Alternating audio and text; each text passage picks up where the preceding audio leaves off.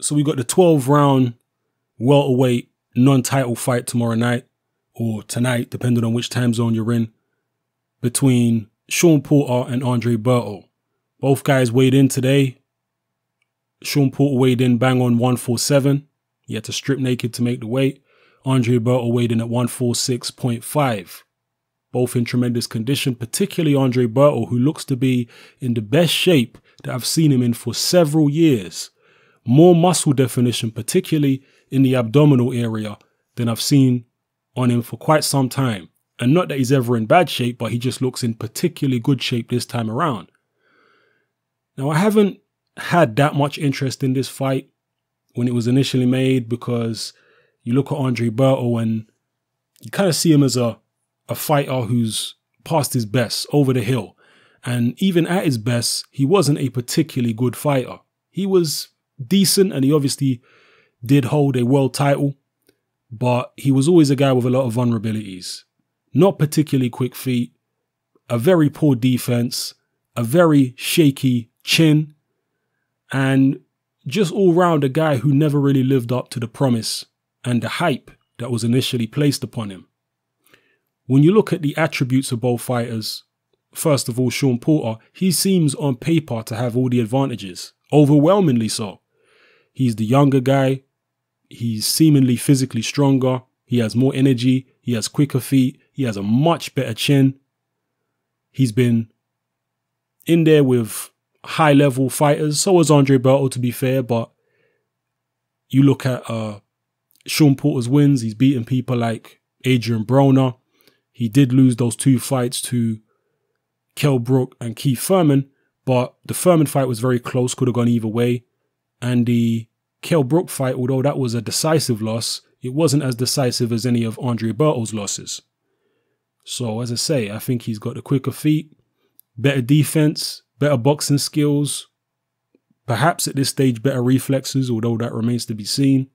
And it just seems all there for him, Shawn Porter, to win this fight. However, the old adage in boxing, which a lot of you guys are sick to death of hearing, is that styles make fights. And when I look at this matchup, I look at these 2 fighters, I wonder to myself, has Shawn Porter ever faced a style like Andre Berto? Has he ever faced somebody that has the strengths that Andre Berto has?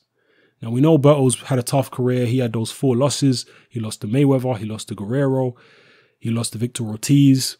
He lost to Jesus Soto Carras. That was the only time he ever got stopped. And he lost unofficially, because I believe it was officially a win or a draw. I can't remember now. But that was to Luis Collazo. I think that was officially a win. Most people felt like he lost the Luis Collazo fight. So we know he's had a very up and down career, and at the highest level it's been more downs than ups, but he has explosive hand speed. I don't think Andre Berto was necessarily the biggest puncher around. He hits hard, but he's not a Randall Bailey type puncher, but he's very explosive with the way he throws his shots. His hand speed is very, very good. His uppercut is his favorite shot. He knocked out Victor Ortiz in the rematch with it. And he has caught many people with that shot and troubled them with it over the years. The way that Shawn Porter rushes in, could Andre Berto time that uppercut? Because you look at Andre Berto next to somebody like Keith Thurman and you think Thurman's a much better fighter. But Thurman don't have Andre Berto's hand speed. I'm telling you now, Andre Berto's got quicker hand speed than Keith Thurman. And not only that, Andre Berto's punches are tighter than Thurman's punches. Thurman tends to wing a lot of his shots. They can be a bit wide. He cranks and tries to get so much power that he puts his body out of position a lot of the time, Keith Thurman, when he's swinging his shots. Andre Berto's shots are a lot more compact, a lot more neatly delivered and faster than Keith Thurman's shots are. So I'm just interested to see if that dynamic, that hand speed and those tight punches that Andre Berto has will be effective against a Shawn Porter who might try and bulldoze him. I'm not sure how much boxing Shawn Porter intends to do in this fight, because he does mix it up. He does use that good foot speed that he has in a lot of his fights against Keith Thurman. That was a great example. He wasn't just bulling forward all the time against Keith Thurman. No, he would go forward in spots, then he would move around in spots, and he kept Keith Thurman guessing. Perhaps he'll do that again here against Andre Berto.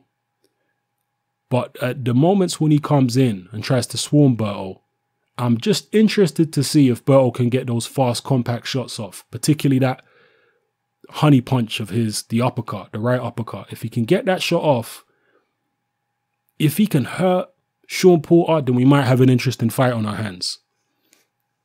Shawn Porter has shown a tremendous chin, perhaps the best chin in the welterweight division at the moment. So you would think it's unlikely that Berto would be able to hurt him seriously with the uppercut, but you never know, because it's often the punches that you don't see that hurt you the most.